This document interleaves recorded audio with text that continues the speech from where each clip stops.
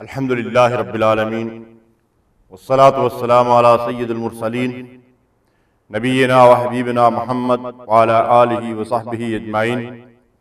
अम्मा बाद, औज़ु बिल्लाहि मिनश शैतानिर रजीम।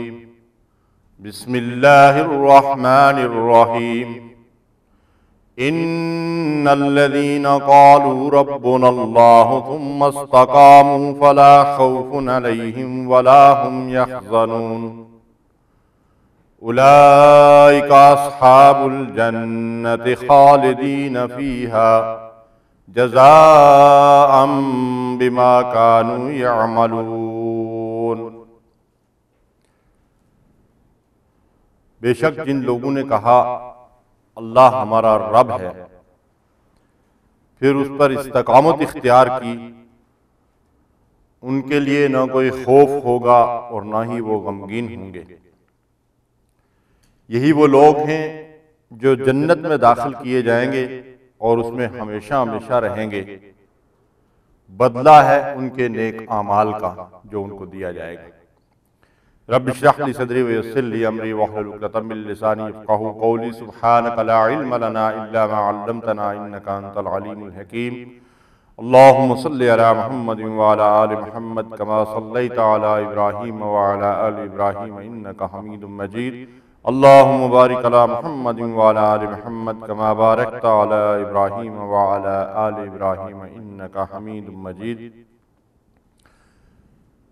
मोहतरम सामीन, आज के दर्स कुरान का मौजू है रमज़ान के बाद मुसलमान की ज़िंदगी के शब व रोज़। यानी हम बाहसीयत मुसलमान रमज़ान के बाद ज़िंदगी कैसे गुजारें। इस मौजू पे गुफ्तगू की ज़रूरत इसलिए महसूस होती है कि आप लोगों ने भी मुशाहिदा किया होगा कि रमज़ान के महीने में मुसलमानों की कसीर तादाद रमज़ान के रोज़ों का एहतमाम करती है और मस्जिद में नमाजियों की तादाद में खासा इजाफा हो जाता है। हत्ता कि बाज़ मसाजिद में 3 गुना तक तादाद जो है वो बढ़ जाती है। लोग कुरान करीम की तिलावत करते हैं, नमाज तरावी का एहतमाम करते हैं और तहज्जुद के वक्त उठकर सहरी खाते हैं और अल्लाह के अहकामात की इताअत में पूरा महीना गुजारते हैं। रमज़ान का महीना ख़त्म होने के बाद खासी बड़ी तादाद में लोग फ़र्ज नमाजों को भी छोड़ देते हैं और बाज़ उन नमाजों के अंदर सुस्ती और काहली का शिकार होकर कभी 2 और कभी 3, कभी जमात से और कभी बगैर जमात के, और पढ़ी और ना पढ़ी उनके लिए दोनों हालतें बराबर हो जाती हैं। कुरान मजीद भी फिर हमारी आंखों के लिए तरसता रहता है और कोई उसे जुमे वाले दिन खोलता है और कोई दूसरे रमज़ान तक इंतजार करता रहता है। तो इस कैफियत को सामने रखकर इस मौजू का इंतखाब किया गया है कि कुरान और सुन्नत की रोशनी में हम इस बात का जायजा लें कि एक मुसलमान रमज़ान के महीने में अल्लाह की इबादत करके फारिग हो जाता है और उसके गुनाहों की बख्शिश हो जाती है। उसके बाद वो दूसरे रमज़ान का इंतजार करे, या एक मुसलमान को हमा वक्ती अल्लाह की इताअत और फर्माबरदारी करनी चाहिए। सूरह अहकाफ की जो आयात मैंने आपके सामने तलावत की हैं, इन आयात में अल्लाह ताला इरशाद फरमाते हैं कि जिन लोगों ने कहा अल्लाह हमारा रब है, फिर उस पर उन्होंने इस्तकामत इख्तियार की, उनके लिए कोई खौफ नहीं और वो गमगीन नहीं होंगे। और यही वो लोग हैं जिनको अल्लाह ताला जन्नत में दाखिल फरमाएगा जिसमें वो हमेशा रहेंगे। और अल्लाह ताला ने इनको ये बिशारत दी है कि ये उनके नेक आमाल का बदला है जो उनको दिया जाएगा। अल्लाह ताला ने कुरान मजीद के अंदर अहले ईमान से इस बात का मुतालबा किया है कि वाबुद रब्बका हत्ता यातियकल यकीन, अल्लाह की इबादत करते रहो मौत के आने तक। और फरमाया वला तमूतुन्ना इल्ला व अंतुम मुस्लिमून, तुम्हें मौत न आए मगर इस्लाम की हालत में, यानी अल्लाह की इताअत और फरमाबरदारी की हालत में। फिर अल्लाह ताला ने इस बात का भी हुक्म दिया है कि या अय्युहल्लज़ीना आमनू उदखुलू फिस्सिल्मि काफ़ा, ऐ ईमान वालों, ऐ मुसलमानों, पूरे के पूरे इस्लाम के अंदर दाखिल हो जाओ। तो इस्लाम सारी जिंदगी का दीन है और अल्लाह सिर्फ रमजान का रब नहीं है, बल्कि शाबान का रब भी वही है, जिलहज्जा का रब भी वही है, मुहर्रम का रब भी वही है। तो जिस रब पर हम ईमान लाकर मुसलमान हुए हैं, वो रब हमसे किसी एक महीने की इबादत का मुतालबा नहीं कर रहा है, किसी खास दिन की और किसी खास अशरे की इताअत का मुतालबा नहीं कर रहा है। वो रब हम मुसलमानों से इस बात का मुतालबा कर रहा है कि हम अपनी पूरी जिंदगी अल्लाह की इताअत और फरमाबरदारी में गुजारें, हत्ता कि मौत के आने तक अल्लाह की इताअत और उसकी इबादत में लगे रहें। इन वाज़ेह हिदायत के बावजूद जो मुसलमान मर्द और ख्वातीन अल्लाह के दीन के साथ ये रवैया इख्तियार किए हुए हैं कि रमजानुल मुबारक के महीने में तो रोजे और नमाज का बड़ा एहतमाम होता है, लेकिन रमजान के बाद वो अल्लाह के अहकामात को पसे पुष्ट डाल देते हैं, उनके लिए कुरान मजीद के अंदर बड़ी शदीद वाइद आई है। अल्लाह ताला इरशाद फरमाते हैं, अफतुमिनून बिबादिल किताब व तकफुरून बिबाद, क्या तुम अल्लाह के बाज अहकामात पर ईमान रखते हो और बाज का इनकार करते हो। फमा जज़ाउ मन यफ़अलु ज़ालिका मिनकुम इल्ला खिज़्युन फिल हयातिद दुनिया, ऐसा करने वालों के लिए दुनिया में जिल्लत और रुसवाई है। व यौमल क़ियामत युरद्दून इला अशद्दिल अज़ाब, और क़यामत के दिन उनको शदीद अज़ाब दिया जाएगा। किन लोगों को? जो अल्लाह के बाज़ अहकामात को मानते हैं और बाज़ का इनकार करते हैं, बाज़ अहकामात की पैरवी करते हैं और बाज़ को पसे पुष्ट डाल देते हैं। यानी रमजान के रोजों का तो एहतमाम हो, लेकिन फर्ज नमाजों की परवाह ना हो, और रमजान में हम दिन के औकात में अल्लाह की मना की हुई हलाल चीजों से भी दस्तबरदार हो जाएं, और रमजान के बाद हलाल और हराम की सारी तमीज छोड़ दें और हराम खाना शुरू कर दें और हराम जराए से रिज़्क़ कमाएं। तो सोचिए और गौर कीजिए कि फिर अल्लाह के दीन के कुछ हिस्सों का एहतमाम हो रहा है, उन पे अमल हो रहा है, और बाज़ अहकामात से रूगर्दानी हो रही है और उनकी खिलाफ वर्जी हो रही है। आखिर ये रवैया हमने जिंदगी में क्यों इख्तियार कर रखा है?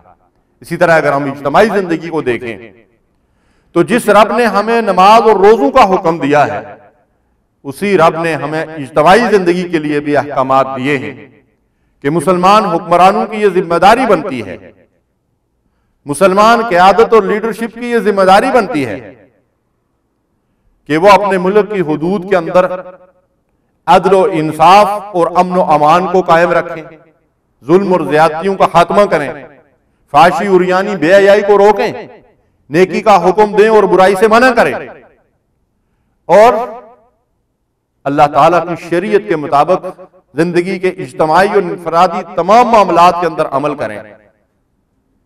जिस रब ने नमाज रोजे का हुक्म दिया है, उसी रब ने चोरों और जानियों और शराबियों को सजा देने का हुक्म दिया है, उसी रब ने कसास के अहकामात नाज़िल फरमाए हैं। तो वो रब हमसे ये सवाल करता है कि अफतुमिनून बिबादिल किताब व तकफुरून बिबाद, ऐ ईमान वालो, तुम बाज़ अहकामात पर ईमान रखते हो और बाज़ से रूगर्दानी करते हो, बाज़ को पुष्ट डाला हुआ है। तो ऐसा करने वालों के लिए ये शदीद वईद अल्लाह ताला ने कुरान मजीद के अंदर सुनाई है कि उन लोगों के लिए दुनिया के अंदर जिल्लत और रुसवाई है और मरने के बाद उनको शदीद अजाब दिया जाएगा। तो अगर हम दुनिया की जिल्लत और रुसवाई और आखिरत के अजाब से बचना चाहते हैं तो कुरान और सुन्नत की रोशनी में हम इस बात का जायजा लें कि एक मुसलमान की जिंदगी रमजान के बाद कैसे गुजरनी चाहिए। अल्लाह रब्बुल आलमीन के साथ हमने जो अहद बंदगी किया है वो किसी खास महीने के लिए, किसी खास अशरे के लिए, किसी खास दिन के लिए नहीं है।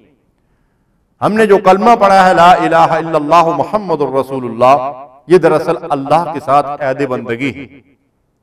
ये अल्लाह ताला के साथ एक एग्रीमेंट है और इस ऐद और इस एग्रीमेंट की रूह से हम अल्लाह के बंदे और गुलाम हैं और अल्लाह ताला हमारा आका और मालिक है। अब वो आका और मालिक हमसे सारी जिंदगी की इताअत का मुतालबा करता है और हम इस ऐद और एग्रीमेंट की रूह से जो अल्लाह से हमने किया है, जिसको दूसरे मकाम पे अल्लाह ताला ने यूं बयान किया है इन्नल्लाह अश्तरा मिनल मुमिनीना अनफुसहुम व अम्वालहुम बिअन्ना लहुमुल जन्नह, कि अल्लाह ताला ने अहले ईमान से उनके मालों और जानों को जन्नत के बदले में खरीद लिया। तो अल्लाह ताला ने हमसे जन्नत का वादा किया है, लेकिन इस शर्त के साथ कि हम माल और जान अल्लाह के यहां बेच डालें। माल और जान अल्लाह के यहां बेच डालने का मकसद यह है कि अब हमारी पूरी जिंदगी और अल्लाह के दिए हुए तमाम वसाइल और जराए अल्लाह की इताअत और फरमाबरदारी में सर्फ, और मरते दम तक हम इस चीज के ऊपर अमल पैरा रहें जैसा कि अल्लाह ताला हमसे मुतालबा कर रहा है। इस्तिकामत का मतलब क्या है? इन्नल्लज़ीना क़ालू रब्बुनल्लाहु सुम्मा इस्तक़ामू। इस्तिकामत का मतलब यह है कि जैसा नबी सल्लल्लाहु अलैहि वसल्लम ने फरमाया कि बहुत से लोगों ने अल्लाह ताला को अपना रब कहा, मगर उनमें से अक्सर काफिर हो गए। साबित कदम वो शख्स है जो मरते दम तक इसी अकीदे पर जमा रहे। हजरत अबू बकर सिद्दीक रजी अल्लाह ताला अन्हु इस्तिकामत की तशरीह यूं फरमाते हैं कि अल्लाह के साथ किसी को शरीक न बनाना और उसके सिवा किसी दूसरे माबूद की तरफ तवज्जो न करना। हजरत उस्मान रजी अल्लाह ताला अन्हु फरमाते हैं कि अपने अमल को अल्लाह के लिए खालिस कर लेना। उलमा इकराम का कहना है कि तमाम नेक अमाल जो खुले और पोशीदा है उनका एहतमाम हर वक्त और हर जगह करना, और तमाम उमूर जिनसे अल्लाह ने मना फरमाया है उनसे खुले और छुपे हर हाल में और हर जगह बाज रहना, यह इस्तिकामत है। इस इस्तिकामत का मुतालबा अल्लाह तबारिक व तआला ने हमसे किया है। और उलमा ने रमजान की कबूलियत की एक अलामत यह बताई है कि रमजान के बाद नेक आमाल की तरफ आदमी को रगबत हो और अल्लाह की इताअत और फरमाबरदारी में इजाफा हो, तो यह कबूलियत रमजान की अलामत है। और रमजान तौबा की कबूलियत का महीना भी है, और जाहिर है कि तौबा की कबूलियत का मतलब भी यही है कि जिन कामों के छोड़ने के लिए अल्लाह ताला से तौबा की जा रही है, जिन बुराइयों से दस्तबरदार होने के लिए, उनको हमेशा के लिए छोड़ दिया जाए और हमेशा के लिए अल्लाह ताला की इताअत और फरमाबरदारी में जिंदगी बसर की जाए। अब ये नहीं है कि हम रमजान के महीने में तौबा करके गुनाहों से दस्तबरदार हो गए, रोजे का एहतमाम किया, नमाज तरावी भी अदा की, सहरी के वक्त भी उठते रहे, तहज्जुद का एहतमाम भी करते रहे, और रमजान के बाद फर्ज को भी छोड़ दिया, तो ये इस्तिकामत तो नहीं है। अल्लाह के नबी सल्लल्लाहु अलैहि वसल्लम इरशाद फरमाते हैं कि जब अल्लाह ताला बंदे के साथ खैर का मामला फरमाता है तो उस बंदे को इस्तेमाल करता है। तो साहबा ने अर्ज किया कि या रसूलुल्लाह सल्लल्लाहु अलैहि वसल्लम, अल्लाह ताला बंदे को कैसे इस्तेमाल करता है? तो अल्लाह के रसूल सल्लल्लाहु अलैहि वसल्लम ने इरशाद फरमाया कि उसको नेक अमल की तौफीक देता है और उसी हालत में उसकी मौत वाक़ई होती है। सुभान अल्लाह। यानी अल्लाह ताला बंदे को नेक अमल की तौफीक दे, हत्ता के नेक अमल करते करते उसकी मौत वाक़ई हो, तो यह है अल्लाह ताला की तरफ से खैर का मामला। दुआ है कि अल्लाह रब्बुल आलमीन हम सब के साथ यही खैर का मामला फरमाए और हमें मरते दम तक अपनी इताअत पर इस्तिकामत अता फरमाए। भाई और बुजुर्गों, जरा इस बात पे गौर कीजिए कि जब अल्लाह ताला के साथ हमारा अहद बंदगी सारी जिंदगी के लिए है, तो फिर उस जिंदगी के किसी हिस्से में हम अपनी मर्जी इस्तेमाल नहीं कर सकते, क्योंकि अल्लाह ताला पर ईमान का मतलब ही यह है कि ला युमिनु अहदुकुम हत्ता यकूना हवाहु तबअन लिमा जितु बिही, ओ कमा क़ाल सल्लल्लाहु अलैहि वसल्लम, तुम में से कोई मोमिन हो ही नहीं सकता जब तक अपनी ख्वाहिशात और अपनी मर्जियात को अल्लाह की शरीयत और उसके दीन के ताबे न कर ले। जो शरीयत मोहम्मद रसूलुल्लाह सल्लल्लाहु अलैहि वसल्लम लेकर आए, उस कुरान और सुन्नत के ताबे अगर हम अपनी ख्वाहिशात और मर्जियात को नहीं बनाएंगे तो हम ईमान वाले नहीं हो सकते। जैसे हम एक मिसाल के जरिए से अगर इस बात को समझना चाहें कि अगर हम कहीं मुलाजमत करते हैं और वहां हमने 8-10 घंटे के लिए एक एग्रीमेंट किया, तो वो 8-10 घंटे हम किसी के मातहत काम करते हैं और किसी के हुक्म के पाबंद होते हैं। एक मुलाजम आदमी वो 8-10 घंटों के दौरान ये नहीं कह सकता कि मैं 4 घंटे तो मालिक की मर्जी से काम करूंगा लेकिन 4 घंटे अपनी मर्जी से करूंगा, या एक दिन 2 घंटे मालिक की इताअत करूंगा और 6 घंटे अपनी मर्जी से करूंगा, 8 घंटे मालिक की इताअत करूंगा और 2 घंटे अपनी मर्जी करूंगा। तो आप बताइए कि उस मुलाजिम कौन रखेगा? उसे अपनी मुलाजमत का पूरा पीरियड, पूरा वक्त जो है किसी के हुक्म की इताअत और गुलामी करनी पड़ती है, इसलिए कि यही उसने एग्रीमेंट और अहद किया है। और 8-10-12 घंटे के लिए गोया कि उसने अपने आप को किसी के यहां बेच डाला। अब जब बेच डाला है तो फिर उसकी अपनी मर्जी नहीं चलेगी बल्कि मालिक की मर्जी चलेगी। जिसके मातहत वो काम कर रहा है उसकी मर्जी चलेगी। अब जो अल्लाह से हमने अहद बंदगी किया है उसके बारे में हम गौर और फिक्र करें और सोचें कि यह अहद बंदगी क्या सिर्फ जुमा के दिन के लिए है, क्या सिर्फ रमजान के महीने के लिए है, क्या ये रमजान के आखिरी अशरे के लिए है, क्या ये कुछ मखसूस अय्याम के लिए है, या सारी जिंदगी के लिए है? अगर ये एग्रीमेंट सारी जिंदगी के लिए है तो हमें सारी जिंदगी अपनी ख्वाहिशात को अल्लाह की मर्जी पे कुर्बान करना होगा, और यही दरअसल ईमान का मेयार मतलूब है। इस वजाहत के बाद अगर हम इस चीज का जायजा लें कि अल्लाह रब्बुल आलमीन ने रमजान के जो रोजे हम पर फर्ज किए हैं, उन रोजों की फर्जियत का जो मकसद अल्लाह ताला ने बयान फरमाया है वो है लअल्लकुम तत्तकून, कि रोजे तुम पर इसलिए फर्ज किए गए कि रोजों के जरिए से तुम मुत्तकी और परहेजगार बन जाओ। सूरह बकरा में जहां अल्लाह ताला ने रमजान के मसाइल और अहकाम बयान किए हैं, वहां सबसे पहले अल्लाह ताला ने यह बात इरशाद फरमाई कि या अय्युहल्लज़ीना आमनू कुतिबा अलैकुमुस्सियामु कमा कुतिबा अलल्लज़ीना मिन क़ब्लिकुम लअल्लकुम तत्तकून। ऐ ईमान वालों, तुम पर रोजे फर्ज किए गए जैसा तुमसे पहले लोगों पे फर्ज किए गए थे, और उनकी गर्ज व गायत यह है कि लअल्लकुम तत्तकून, तुम मुत्तकी और परहेजगार बन जाओ, तुम तकवा वाले बन जाओ। इन्हीं आयात में आगे चलकर अल्लाह ताला ने जो रोजे के मसाइल और अहकाम बयान किए हैं तो आखिर में अल्लाह इरशाद फरमाते तिलका हुदूदुल्लाहि फला तक़रबूहा, ये अल्लाह की मुकर्रर करदा हुदूद हैं, इनके करीब न फटको। कज़ालिका युबय्यिनुल्लाहु आयातिही लिन्नासि लअल्लहुम यत्तकून, इन हुदूद की पाबंदी करने का मकसद यह है कि अल्लाह तुम्हारे लिए अपनी आयात खोलकर बयान करता है लअल्लहुम यत्तकून, ताकि इनके जरिए से वो मुत्तकी और परहेजगार बन जाए।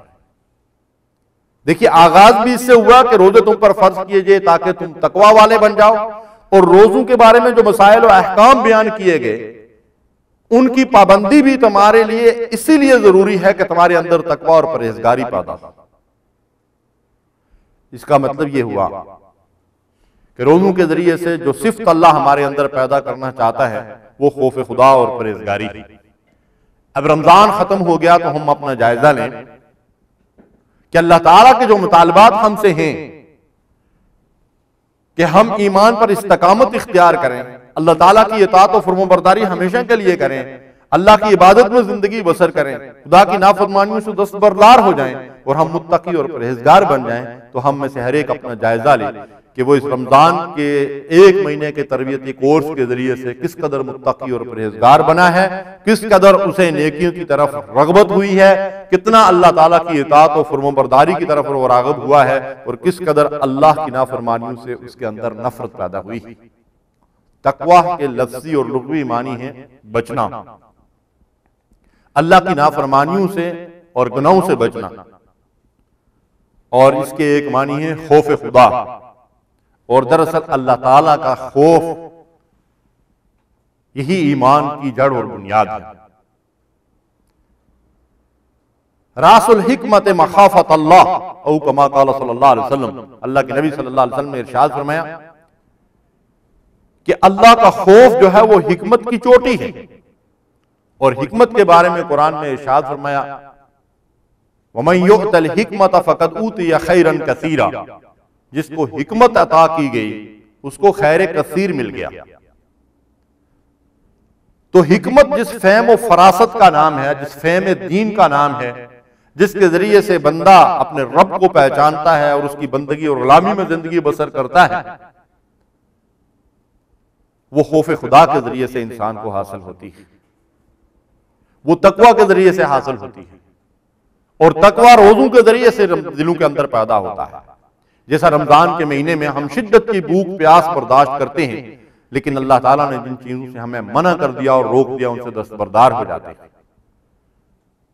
तो हमें यह समझना चाहिए कि अल्लाह की नाफरमानियों से और अल्लाह की मना की हुई चीजों से यह दस्तबरदारी सिर्फ रमजान के महीने के लिए नहीं है, बल्कि सारी जिंदगी के लिए। कि जैसा हमने अल्लाह के अहकामात की इताअत रमजान के महीने में इख्तियार की, रमजान के बाद भी हम अल्लाह के अहकामात की इसी तरह इताअत करें, और जिस तरह हमने रमजान में अल्लाह की मना की हुई चीजों को छोड़ दिया, रमजान के बाद भी हम इसी तरह अल्लाह की मना की हुई चीजों को छोड़ दें और उनसे दस्तबरदार हो जाए। मौलाना अबुल हसन अली नदवी रहमहुल्लाह ने रमजान के रोजे को छोटा रोजा और इस्लाम के रोजे को बड़ा रोजा करार दिया। रमजान के रोजे के बारे में वो लिखते हैं कि इसकी इब्तदा होती है तुलुए फजर के साथ और गुरूब आफ्ताब पे इसकी इंतहा हो जाती है, रोजा अफ्तार हो जाता है। इस दौरान एक मुसलमान अल्लाह की मना की हुई चीजों से दस्तबरदार हो जाता है और अल्लाह के अहकामात की इताअत करता है। ये छोटा रोजा है, ये रमजान का रोजा है। कहते हैं ये रोजा इस्लाम के रोजे के लिए इंसान को तैयार करता है, उसकी तरबियत देता है, उसकी तालीम देता है। और इस्लाम के रोजे की इब्तदा होती है बालिग होने से और वो रोजा इफ्तार होता है मौत की हिचकी के साथ। बालिग होने से लेकर मौत की हिचकी तक एक मुसलमान को अल्लाह की मना की हुई चीजों से इस तरह दस्तबरदार हो जाना चाहिए जिस तरह रमजान के महीने में वो अल्लाह की मना की हुई चीजों से दस्तबरदार हो गया, और इस तरह अल्लाह के अहकामात की पैरवी करना चाहिए जिस तरह रमजान के महीने में वो अल्लाह के अहकामात की इताअत और फरमाबरदारी करता है। अगर ये मकसद हासिल हुआ तो इसके मानी ये है कि हमने रोजे के मकसद को पा लिया।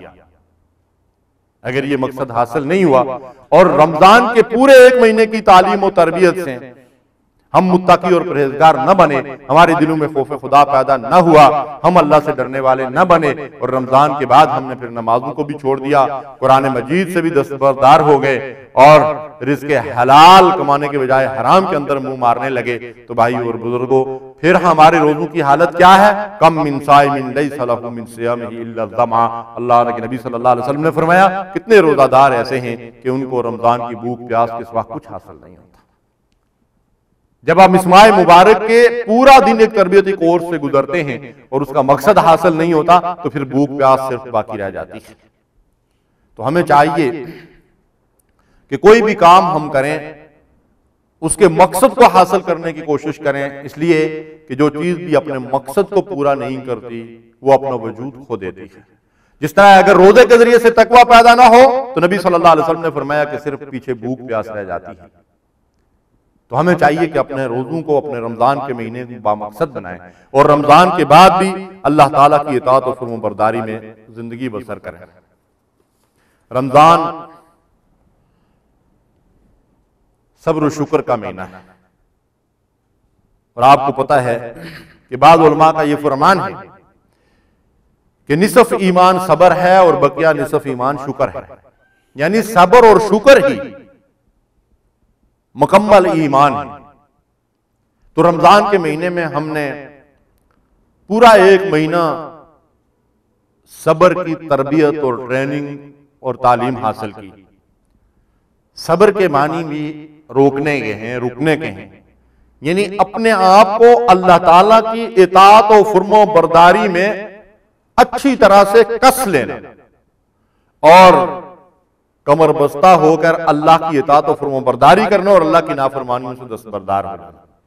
ख्वाहिशात नफ्स को लगाम डाल देना, जैसे रमजान के महीने में हम अपनी ख्वाहिशात को, नींद को, खाने पीने के मामलात को, जिनसी ख्वाहिशात को किस तरीके से लगाम डालते हैं रोजे की हालत में, इसी तरह सारी जिंदगी ख्वाहिशात नफ्स को काबू में रखना, और इसके ये काम सब्र के बगैर नहीं हो सकता।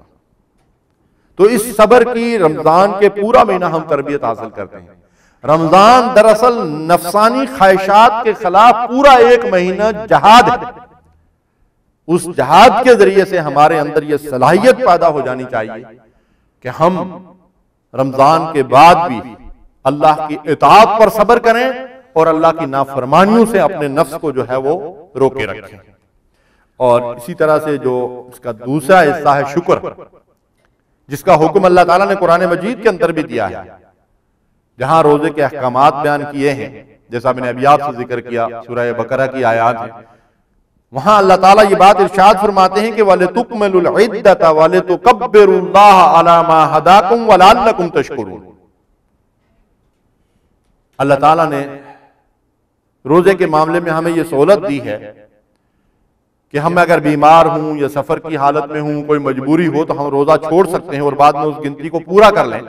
तो अल्लाह फरमाता है वलितुकमिलुल इद्दत, तुम ये गिनती बाद में पूरी कर लो, वलितुकब्बिरुल्लाह अला मा हदाकुम, और जो हिदायत अल्लाह ने तुम्हें दी है, यानी रमजानुल मुबारक के महीने में अल्लाह ताला ने तुम्हारी हिदायत और रहनुमाई के लिए जो कुरान मजीद फुरकान हमीद नाज़िल फरमाया है, इस हिदायत के मिलने पर तुम अल्लाह की किबरियाई का ऐलान करो, वलितुकब्बिरुल्लाह अला मा हदाकुम वलअल्लकुम तशकुरून, ताकि तुम उसके शुक्रगुजार बंदे बनो। तो इसमें दो बातें अल्लाह ताला ने इरशाद फरमाई हैं। एक तो यह है कि इस हिदायत के मिलने पर हम अल्लाह की किबरियाई का ऐलान करें। अल्लाह की किबरियाई का ऐलान करने का एक तरीका तो नबी सल्लल्लाहु अलैहि वसल्लम ने यह बताया कि जब ईद उल फितर का चांद नजर आए तो उस वक्त से लेकर नमाज ईद अदा करने तक अल्लाहु अकबर ला इलाहा इल्लल्लाह अल्लाहु अकबर वलिल्लाहिल हम्द, उठते बैठते चलते फिरते इनफरादी तौर पर और दूसरों की तरगीब के लिए बाआवाज़े बुलंद ये तकबीर पढ़ी जाए, यह अल्लाह की किबरियाई का एक ऐलान है, यह अल्लाह ताला की बड़ाई बयान करने का एक तरीका है। दूसरा तरीका यह है कि जिसका हुक्म कुरान मजीद के अंदर नबी सल्लल्लाहु अलैहि वसल्लम को दिया गया कि इब्तदाई अय्याम में आप पर जो वही नाज़िल हुई सूरह मुदस्सिर की आयत, या अय्युहल मुद्दस्सिर कुम फअंदिर व रब्बक फकब्बिर, ऐ ओढ़ लपेट कर लेटने वाले उठकर खड़े हो जाइए और अपने रब की बड़ाई बयान कीजिए। तो यहां अल्लाह ताला हमें हुक्म देता है कि वलितुकब्बिरुल्लाह अला मा हदाकुम, इस हिदायत के मिलने पर तुम रब की किबरियाई बयान करो। यही हुक्म नबी सल्लल्लाहु अलैहि वसल्लम का हुआ। अल्लाह के रसूल सल्लल्लाहु अलैहि वसल्लम ने अल्लाह की किबरियाई का ऐलान इस तरीके से किया कि जिंदगी के हर गोशे और शोबे में, इनफरादी जिंदगियों में भी और इज्तिमाई जिंदगी में भी और हुकूमत के मामलात में भी, हर जगह अल्लाह की बड़ाई अमलन नजर आती थी कि ये वो उम्मत है, ये वो लोग हैं, ये वो मुसलमान हैं जो अल्लाह के सिवा किसी और की बड़ाई को तस्लीम नहीं करते, सिर्फ अल्लाह को बड़ा मानते हैं और हर जगह ये अल्लाह के हुक्म के सामने सर झुकाने वाले। तो अल्लाह ताला ने हमें यहां यह हुक्म दिया कि तुम इस हिदायत के मिलने पर अल्लाह की किबरियाई का ऐलान करो, उसकी बड़ाई बयान करो। तो उसकी बड़ाई बयान करने का वही तरीका है जो मोहम्मद रसूलुल्लाह सल्लल्लाहु अलैहि वसल्लम ने इख्तियार किया कि इनफरादी और इज्तिमाई जिंदगियों के अंदर अल्लाह तबारक व तआला के हुक्म के सामने सर झुका दिया जाए और उसने इनफरादी और इज्तिमाई जिंदगी के लिए जो भी अहकामात दिए हैं उन सब के ऊपर अमल पैरा होकर इस बात का अमली सबूत दुनिया के सामने पेश किया जाए कि हम अपने रब को बड़ा मानने वाले हैं और उस रब के सिवा किसी और की बड़ाई के हम कायल नहीं। फिर भाई और बुजुर्गों, जो अल्लाह ताला ने हमें शुक्रगुजारी का हुक्म दिया, मैंने आपसे अर्ज किया कि रमजान सब्र और शुक्र का महीना है। तो शुक्र के मानी यह है कि अल्लाह जो हमारा मोहसिन और मुनेम है, उसके बेहद असाब एहसानात और इनामात हैं हमारे ऊपर। हमारा दिल उन नामतों के शुक्र के जज्बे से मामूर हो और हमारे अज़ा और जवारे अल्लाह की इताअत और फरमाबरदारी में लग जाएं। यही दरअसल अमली शुक्र है। एक तो यह है कि हम जबान से कलमा शुक्र अदा करें, अल्हम्दुलिल्लाह, सुभान अल्लाह, ला इलाहा इल्लल्लाह, अल्लाह की हम्द व सना करें, यह अल्लाह का शुक्र है। और दूसरा यह है कि हम ज़ाहिर व बातिन के साथ अल्लाह की इताअत और फरमाबरदारी करें कि यह अमलन अल्लाह ताला की शुक्रगुजारी है। नबी सल्लल्लाहु अलैहि वसल्लम दिन भर की मेहनत और मशक्कत के बाद रातों को अल्लाह के हुजूर खड़े हो जाते थे, अल्लाह से दुआएं फरमाते थे, अल्लाहुम्मा हासिबनी हिसाबन यसीरा, ऐ अल्लाह मुझसे आसान हिसाब लेना। रात भर इबादत के अंदर गुजारते थे, हत्ता के पांव पे वरम आ जाता था। आयशा सिद्दीका रज़ी अल्लाह ताला अन्हा ने पूछा कि आप इतनी मशक्कत क्यों फरमा रहे हैं? तो आपका जवाब ये था, अफला अकून अब्दन शकूरा, आयशा क्या मैं अल्लाह का शुक्रगुजार बंदा न बनूं? जब अल्लाह ने मुझ पर सबसे ज्यादा नेमतें की हैं, जब अल्लाह के सबसे ज्यादा एहसानात मुझ पर हैं, तो मुझे सबसे ज्यादा अल्लाह का शुक्रगुजार बंदा होना चाहिए। हमें भी अपना जायजा लेना चाहिए कि हम पर अल्लाह ताला की नेमतें और उसके एहसानात दिन और रात के औकात में बरस रहे हैं, हम उस रब की कितनी शुक्रगुजारी करते हैं। तो रब की शुक्रगुजारी यह है कि जिसका रिज़्क खा रहे हैं उसी के गुण गाएं, उसी की इताअत करें, उसी की फरमाबरदारी करें, उठते बैठते उसी का जिक्र करें और उसके हर हुक्म के सामने अपने अज़ा और जवारिह को झुका दें। ये इंसानी जिस्म दो चीजों का मरकब है। एक ज़ाहिरी जिस्म है जिसको अल्लाह ताला ने मट्टी से बनाया है, और दूसरे इसके अंदर अल्लाह ताला ने अपनी रूह से फूंका है।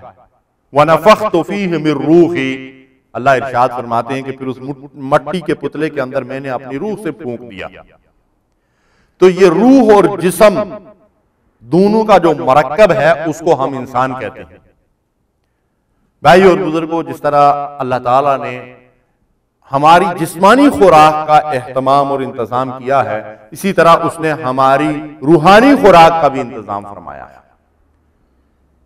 हम अपने जिस्म के लिए कितने फिक्रमंद रहते हैं, लिबास से इसकी हिफाजत करते हैं, बीमार हो जाए तो फौरन डॉक्टर के पास दौड़ते हैं, और भूख लगे तो फौरी तौर पर खाना तलब करते हैं, अच्छे से अच्छा इसको खिलाने की फिक्र में रहते हैं, अच्छे से अच्छा पिलाने की फिक्र में रहते हैं, इसकी राइश के लिए, इसकी हिफाजत के लिए कितने इंतजामात करते हैं। ये सारी फिक्र तो हमें इस जिस्म के बारे में है, लेकिन दरअसल इस जिस्म के अंदर जो रूह है उसके बारे में हम जो है वो बहुत ही बेफिक्र होकर रह गए। वो रूह भी इसी तरह बीमार होती है जिस तरह जिस्म बीमार हो जाता है, उसको भी आर्ज़े लाहक होते हैं, उसके लिए भी खुराक है, उसके लिए भी मरहम पट्टी है, उसका भी इलाज है, उसकी भी मौत वाक़े हो जाती है। अल्लाह के नबी सल्लल्लाहु अलैहि वसल्लम ने इरशाद फरमाया कि जो अल्लाह का जिक्र करने वाले, अल्लाह को याद करने वाले हैं, वो जिंदों की मिसल हैं, और जो अल्लाह की याद से गाफिल हो जाते हैं वो दरअसल मरे हुए हैं, वो मुर्दा की मानद है। तो हमारी रूह की जो ग़िज़ा अल्लाह ताला ने लोहे महफूज से नाज़िल की है उसका नाम कुरान मजीद फुरकान हमीद है। हमारी रूह की ग़िज़ा अल्लाह ताला की इबादत है, अल्लाह के साथ ताल्लुक है, अल्लाह की इताअत और फरमाबरदारी है, और अल्लाह की नाफरमानियों से दस्तबरदार होना है। इसलिए कि गुनाहों से और अल्लाह की नाफरमानियों से ये रूह बीमार हो जाती है, इसको आर्ज़े लाहक होते हैं। जैसा कि नबी सल्लल्लाहु अलैहि वसल्लम ने फरमाया कि इंसान गुनाह करता है तो उसके दिल पे एक स्याह दाग पड़ जाता है, और अगर वो गुनाहों पे गुनाह किए चला जाता है तो फिर उसका दिल मुकम्मल तौर पर स्याह हो जाता है, हत्ता कि फिर अल्लाह की तरफ से उसके ऊपर मोहर लग जाती है। लेकिन अगर हम तौबा करें, अल्लाह की तरफ रजू करें, नेक अमाल का इहतमाम करें, नमाजें पढ़ें, रोजे रखें, कुरान की तिलावत करें, अल्लाह का जिक्र करें, अल्लाह से इस्तिग़फ़ार करें, अल्लाह से दुआएं करें, तो उसके जरिए से फिर दिल का शीशा जो है वो साफ हो जाता है, धुल जाता है, रूह उजली हो जाती है, पाक और साफ हो जाती है, उसका इत्तिसाल और उसका ताल्लुक अल्लाह ताला से ज्यादा मजबूत और कायम हो जाता है।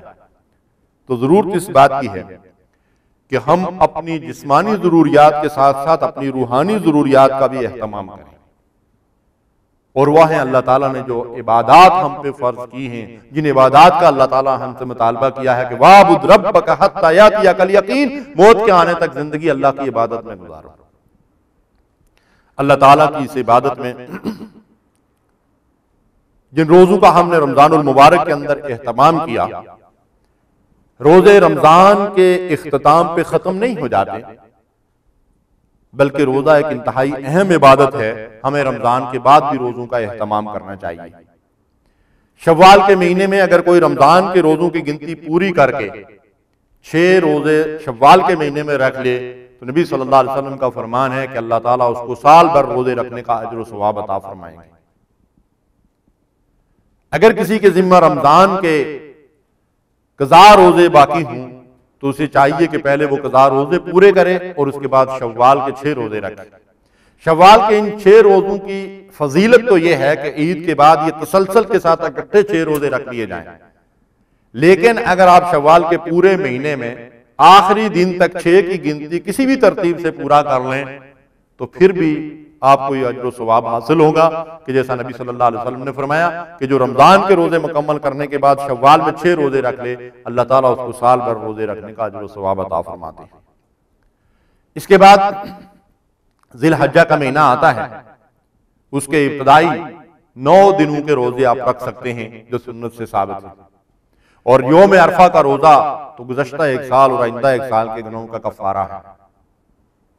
और इसी तरीके से मुहर्रम के महीने में रोजे हैं जो नबी सल्लल्लाहु अलैहि वसल्लम से रखना साबित है, और खासकर योम आशूरा का रोजा और उसके साथ 9 का रोजा भी शामिल कर लेना, या 9 और 10 और 11 के रोजे रखना। इसी तरह अय्याम बीद के रोजे, चांद की हर महीने की 13, 14 और 15 तारीख के रोजे, कि जो शख्स ये 3 रोजे रख ले उसको पूरा महीना रोजे रखने का अजर सवाब मिलता है।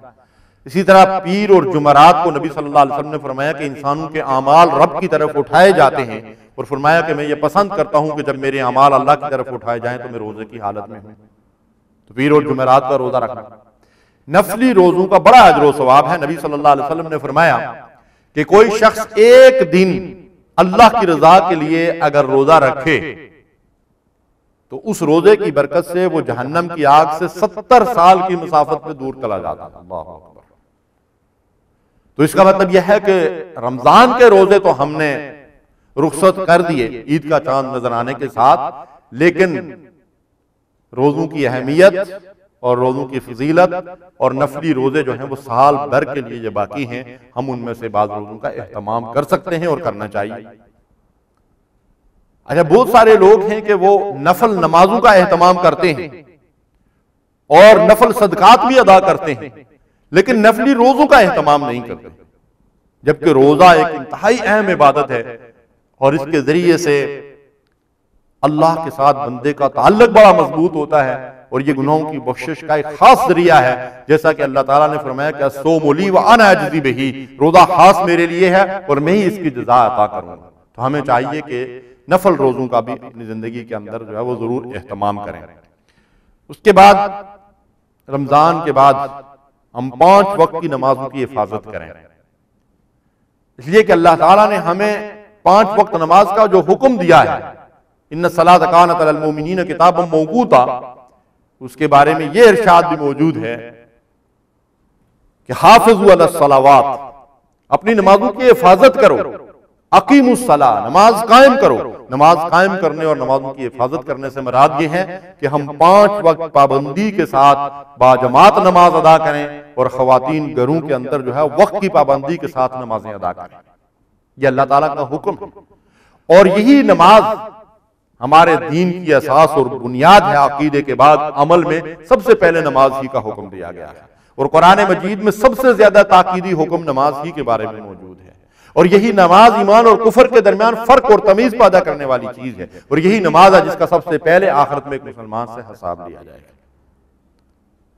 नबी सल्लल्लाहु अलैहि वसल्लम ने इरशाद फरमाया, मन हाफ़ज़ा अलैहा, जो इस नमाज की हिफाजत करेगा, कानत लहू नूरम व बुरहानम व नजातन यौमल क़ियामा, क़यामत के दिन ये नमाज उसके लिए रोशनी होगी, उसके ईमान की दलील होगी और उसे जहन्नम की आग से इस नमाज के जरिए से निजात मिलेगी। वमन लम युहाफिज़ अलैहा, और जो नमाजों की हिफाजत नहीं करता, नमाजों को जाया करता है, कभी वक्त पे कभी बेवक्त, कभी जमात से कभी बगैर जमात के, कभी 2 और कभी 3, पढ़ ली ना पढ़ी दोनों उसके लिए बराबर हैं, तो ऐसे लोगों के लिए तो कुरान ये कहता है कि फवैलुल लिल मुसल्लीन, हलाकत और बर्बादी है उन नमाजियों के लिए, अल्लज़ीना हुम अन सलातिहिम साहून, जो अपनी नमाजों से तसाहुल बरतते हैं, गफलत बरतते हैं। नबी सल्लल्लाहु अलैहि वसल्लम से पूछा गया कि ये कौन लोग हैं, तो आपने इरशाद फरमाया कि जो वक्त की परवाह नहीं करते, कभी 2 कभी 3 कभी 1, कभी जमात से कभी बगैर जमात के। इनके लिए क्या फरमाया कुरान ने, फवैलुल लिल मुसल्लीन, ऐसे नमाजियों के लिए हलाकत और बर्बादी है, तबाही। तो नबी सल्लल्लाहु अलैहि वसल्लम ने फरमाया कि वमन लम युहाफिज़ अलैहा, जो नमाजों की हिफाजत नहीं करते, लम यकुल लहू नूरम वला बुरहानम वला नजातन, क़यामत के दिन इनके पास कोई रोशनी नहीं होगी, काफिरों की तरह अंधेरे में भटक रहे होंगे। इनके पास ईमान की कोई दलील और कोई सबूत नहीं होगा ईमान का और इनकी निजात जहन्नम की आग से नहीं हो सकेगी। वकान यौमल क़ियामत मा कारून व फिरौन व हामान व उबई बिन खल्फ, और क़यामत के दिन ये बेनमाजी कारून, फिरौन, हामान और उबई बिन खल्फ के साथ जहन्नम में डाल दिए जाएंगे। ये बदतरीन अंजाम है बेनमाजियों का, जिसकी शहादत मोहम्मद मुस्तफ़ा सल्लल्लाहु अलैहि वसल्लम की ज़ुबान मुबारक से हमें मिलती है। कुरान मजीद के अंदर भी जा इसका जिक्र हमें मिलता है कि नमाजों की हिफाजत करो। जो लोग ख्वाहिशात नफ्स के पीछे पड़े हुए नमाजों को ज़ाया करते हैं, उनको जहन्नम के अंदर डाल दिया जाएगा। तो हम 5 वक्त पाबंदी के साथ नमाज अदा करें और अपने अहल व अयाल को भी इसका हुक्म करें, जैसा कि अल्लाह ताला ने कुरान में इरशाद फरमाया, वअमुर अहलका बिस्सलाति वस्तबिर अलैहा। अपने अहल व अयाल को नमाज का हुक्म करो और खुद भी उस पर कायम रहो।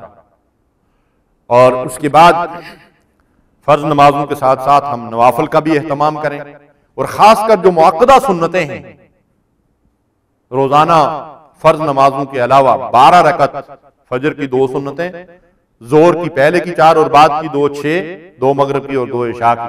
इनके बारे में नबी सल्लल्लाहु अलैहि वसल्लम ने फरमाया कि जो रोजाना अपनी फर्ज नमाजों के अलावा ये 12 सुन्नतें अदा करेगा, अल्लाह जन्नत में उसके लिए घर बनाएगा। सुभान अल्लाह। और फिर रात की तहज्जुद की जो नमाज है, जिसको नबी सल्लल्लाहु अलैहि वसल्लम ने फर्ज के बाद सबसे अफजल नमाज करार दिया है, इसी तरह इशराक की और चाश्त की नमाज है, और जिगल जो नफल नमाजें हैं उनका एहतमाम करें। दुआ सिर्फ रमजान के साथ खास नहीं है, अगर कि रमजान में दुआ कबूल होती है, रोजादार की दुआ कबूल होती है। जहां अल्लाह ने रमजान के अहकामात बयान फरमाए हैं सूरह बकरा के अंदर, वहां दरमियान में अल्लाह ताला ने दुआ का जिक्र किया है। इससे भी ये बात जाहिर होती है कि रमजान में दुआ को खास अहमियत हासिल है। लेकिन दुआ बुजुर्गों और भाइयों ऐसी इबादत है जिसके लिए कोई वक्त मुकर्रर नहीं। दुआ दरअसल अल्लाह ताला से इल्तिजा है, उससे गिरिया उजारी है। बंदा उसके सामने अपनी हाजत पेश करता है और उस रब के सामने अपनी मोहताजी को बयान करता है। तो ये इल्तिजा और ये गिरिया उजारी अल्लाह को बड़ी महबूब और बड़ी पसंद है। दुआ हुआ इबादत, नबी सल्लल्लाहु अलैहि वसल्लम ने फरमाया दुआ ही असल इबादत है, दुआ मुख्तल इबादत, दुआ इबादत का मर्ज है। तो हमें खूब दुआओं का एहतमाम करना चाहिए रमजान के बाद, और खासकर कबूलियत के औकात में। मसलन जुमा के दिन नबी सल्लल्लाहु अलैहि वसल्लम ने फरमाया कि एक घड़ी ऐसी होती है कि जिसमें खास तौर पर दुआ कबूल होती है, और बाद उलमा ने फरमाया कि वह असर के वक्त की कोई घड़ी होती है, इसलिए जुमा के दिन खास तौर पर दुआओं का एहतमाम किया जाए। अज़ान और इकामत के दरमियान दुआ कबूल होती है। नमाज के आखिर में सलाम फेरने से पहले जो हिस्सा होता है तशहहुद में, उसमें दुआ कबूल होती है। कुरान मजीद की तिलावत करने के बाद दुआ कबूल होती है। और जहां अल्लाह का जिक्र किया जाए उस मजलिस में इख्तिताम पे दुआ की कबूलियत का वक्त होता है। तो दुआ की कबूलियत, इसी तरह सहरी का वक्त दुआ की कबूलियत का वक्त होता है। तो दुआ की कबूलियत के जो औकात हैं और उनसे हट कर भी हम दुआओं का एहतमाम करें कि दुआ करने वालों को अल्लाह ताला पसंद फरमाते हैं, उनसे राजी और खुश होते हैं, और जो बंदे अल्लाह से नहीं मांगते अल्लाह उनसे नाराज होता है। इसी तरह रमजान के महीने में हमने अल्लाह की राह में माल खर्च किया, इन्फाक किया, सदका और खैरात किए, तो ये भी रमजान के साथ खास नहीं, बल्कि इन्फाक का और सदके और खैरात का तो सारी जिंदगी मुसलमान को हुक्म दिया गया है। मुसलमान को अल्लाह का दिया हुआ माल अल्लाह की राह में खर्च करना चाहिए, जरूरतमंदों पर, मस्कीनों पर, मोहताजों पर, माजूरों पर, और अल्लाह के दीन के ऊपर माल खर्च करना। शाह वलीउल्लाह रहमतुल्लाह अलैह फरमाते हैं कि अल्लाह को बंदे का जो अमल सबसे ज्यादा महबूब है वो इन्फाक फी सबीलिल्लाह का अमल है। बाद लोग नमाजें पढ़ लेते हैं, रोजे रख लेते हैं, लेकिन जेब में हाथ डालना उनके लिए बड़ा मुश्किल होता है। तो दरअसल ईमान की पहचान ये है, जैसा नबी सल्लल्लाहु अलैहि वसल्लम ने फरमाया कि ईमान और बुखल दो एक साथ इकट्ठे नहीं हो सकते। मोमिन बखील नहीं हो सकता, वो अल्लाह की राह में माल खर्च करने वाला होता है। और नबी सल्लल्लाहु अलैहि वसल्लम ने फरमाया कि अल्लाह ताला फरमाते हैं क्या इब्ने आदम तू खर्च कर, तेरे ऊपर खर्च किया जाएगा। मुत्तफक अलैह हदीस है। यानी जब हम अल्लाह की राह में देंगे तो अल्लाह तबारक व तआला हमारे माल में इजाफा फरमाएंगे, हमें मजीद अता फरमाएंगे। अल्लाह इरशाद फरमाते वमा तुनफिकू मिन खैरिन युवफ़्फ़ा इलैकुम, जो तुम अल्लाह की राह में देते हो उसका पूरा पूरा अजर तुम्हें वापस लौटाया जाएगा। वमा तुक़द्दिमू लिअन्फुसिकुम मिन खैरिन तजिदूहु इंदल्लाह हुवा खैरन व आज़म अजरा, जो तुम अल्लाह की राह में खर्च करते हो, जो भलाई और खैर, जो नेकी का काम में खर्च करते हो, अल्लाह के हाँ उसको पाओगे। किस तरह? हुवा खैरन व आज़म अजरा, वो उससे कई गुना बढ़ा चढ़ा कर अल्लाह तबारक व तआला उसका अजर तुम्हें अता फरमाएंगे। दरअसल हम जो माल अल्लाह की राह में खर्च करते हैं उसके बारे में हमेशा हमारा तसव्वुर ये होना चाहिए कि हम ना किसी गरीब और मस्कीन को दे रहे हैं, ना अल्लाह के दीन को दे रहे हैं, वो दरअसल अपने आप को दे रहे हैं। वही दरअसल हमारा हिस्सा है। जैसा कि नबी सल्लल्लाहु अलैहि वसल्लम ने फरमाया कि बंदा कहता है मेरा माल मेरा माल, उसका माल कौन सा है? वो जो उसने पहनकर फाड़ दिया, वो जो उसने खाकर हजम कर लिया, और वो जो उसने अपने दाएं हाथ से अपनी आखिरत और आखिरत के लिए आगे भेज दिया। तो जो पहनकर फाड़ दिया वो भी खत्म हो गया, जो खाकर हजम कर लिया वो भी खत्म हो गया, तो बाकी क्या बचेगा? बाकी जो हमने कहीं बैंकों के अंदर जमा किया हुआ है, कहीं प्रॉपर्टी की सूरत में रखा हुआ है, कहीं किसी और सूरत में पड़ा हुआ है, वो तो वारसों का माल है। मेरा और आपका वही है जो खाने पीने और पहनने फाड़ने के बाद अपने दाएं हाथ से आगे भेजा हुआ है। तो असल में हम वारस उसी के हैं जो हम अपनी आखिरत के लिए आगे भेज दें, किसी जरूरतमंद के ऊपर खर्च कर दें या अल्लाह के दीन के ऊपर खर्च कर लें, तो दरअसल वही हमारा। तो इसलिए हमें कभी भी अल्लाह की राह में खर्च करते हुए बुखल से काम नहीं लेना चाहिए। इसीलिए तो अल्लाह फरमाता है कि जो बुखल कर रहा है वो दरअसल अपने साथ बुखल कर रहा है, तो हम अपनी जात के साथ बखीली क्यों करें? जो कुछ हम दे रहे हैं किसी को नहीं दे रहे हैं, अपने आप को दे रहे हैं, और यही आखिरत में हमें वापस मिलेगा। और सिर्फ वही नहीं मिलेगा जो दिया होगा, बल्कि कई गुना बढ़ा चढ़ाकर अल्लाह तबारक व तआला हमें अता फरमाएंगे। इसी तरीके से रमजान अगरचे नज़ूल कुरान का महीना है, और रमजान के महीने में हमने कुरान की खूब खूब तिलावत की, नमाज तरावी के अंदर भी उसको सुना और सुनाया, और बाद लोगों ने एक दफा खत्म कुरान किया, बाद लोगों ने इससे भी ज्यादा किया। लेकिन ऐसा नहीं होना चाहिए कि रमजान के बाद हम कुरान मजीद को भी छोड़ दें और कहीं जुमे को उसको हाथ लगाएं या कभी कभार उसका मुताला करें। नहीं, रमजान तो अल्लाह ताला ने हमारी रूह की ग़िज़ा लोहे महफूज से नाज़िल फरमाई, और यही वो किताब हिदायत है जिसको पढ़कर हमने अपनी जिंदगी का लाए अमल तैयार करना है। इसी की रहनुमाई में हमने जो है वो जिंदगी गुजारनी है। तो इस कुरान के साथ हमारा ताल्लुक मजबूत होना चाहिए। इसी कुरान के जरिए से अल्लाह के साथ हमारा ताल्लुक मजबूत होगा। जिस कदर कुरान के साथ हमारा ताल्लुक मजबूत होगा, इसी तरह इतना ही हमारा अल्लाह के साथ ताल्लुक मजबूत होगा। और जितना हम कुरान मजीद से ला ताल्लुक होंगे, इतना ही अल्लाह से हमारा ताल्लुक कमजोर पड़ जाएगा। कुरान मजीद, इसको पढ़ना, इसको हिफ्ज़ करना, इसको समझना, इसकी आयात के अंदर गौर व तदब्बर करना, इसके मानी और मफहूम तक रसाई हासिल करना, इसको अपनी जिंदगियों का लायक अमल बनाना, इसके हलाल और हराम के मुताबिक अमल करना, और इसको इनफरादी और इज्तिमाई जिंदगी का जो है वो दस्तूर बनाना, ये कुरान मजीद के वो हुकूक हैं जिनका जिक्र अल्लाह ताला ने कुरान के अंदर किया है। नबी सल्लल्लाहु अलैहि वसल्लम ने अपनी सुन्नत के अंदर इन हुकूक का जिक्र किया है। अगर कुरान के ये हुकूक अदा करने की हमें कोई फिक्र नहीं है, तो हम कल क़यामत के दिन अल्लाह के हुजूर इसके लिए जवाबदेह होंगे।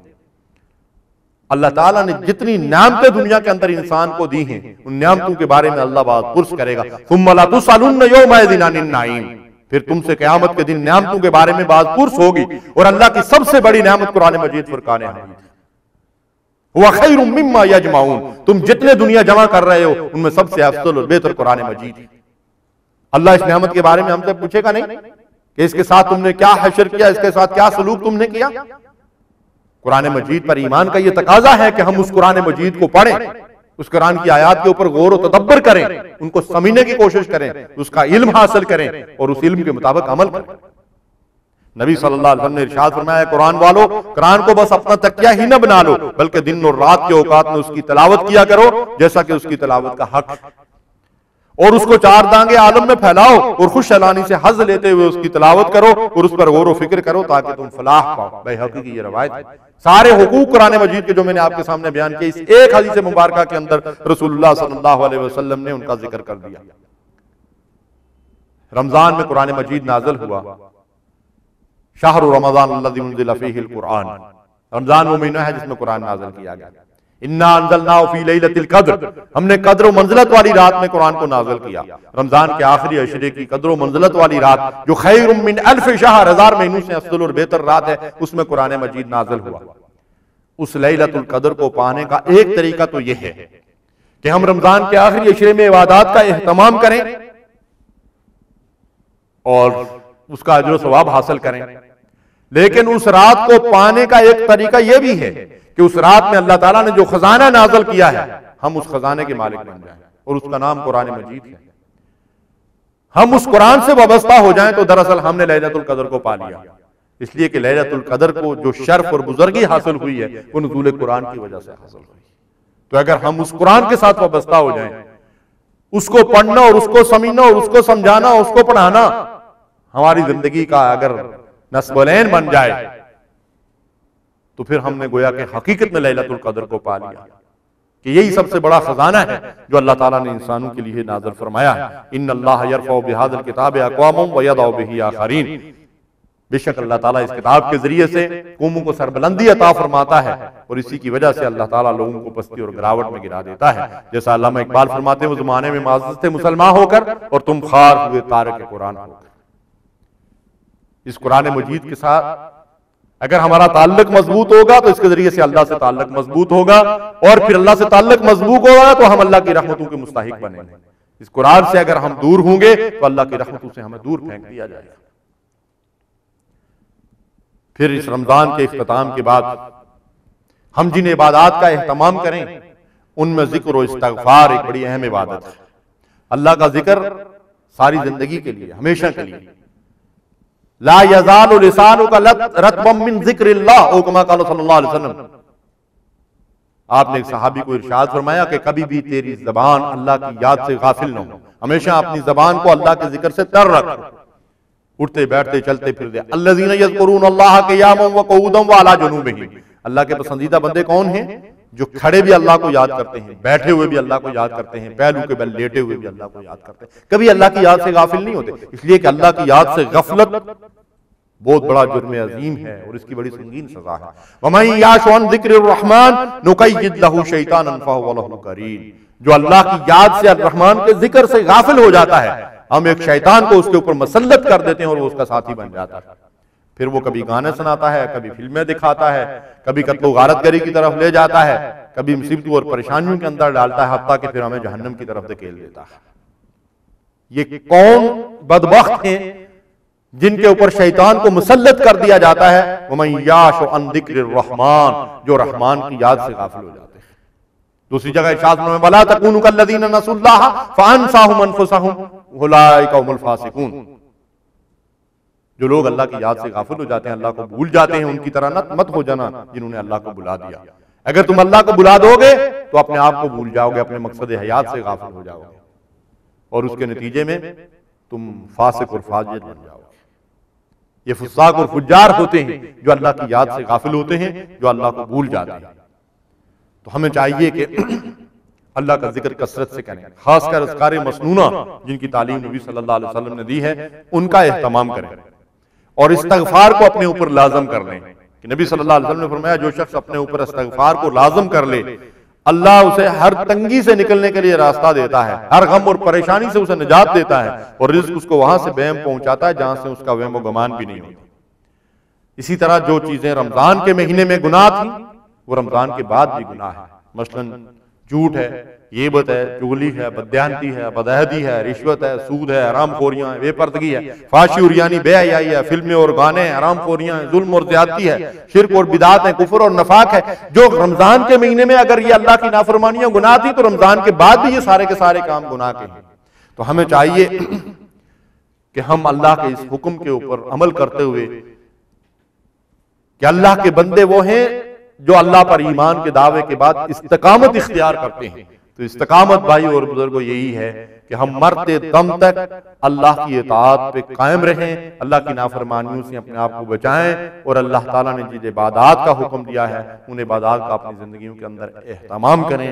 अल्लाह ताला मुझे और आपको जो कुछ कहा और सुना गया उसको समझने और उस पर अमल पैरा होने की तौफीक दे। अल्लाह ईमान पर हम सबको इस्तिकामत अता फरमाए।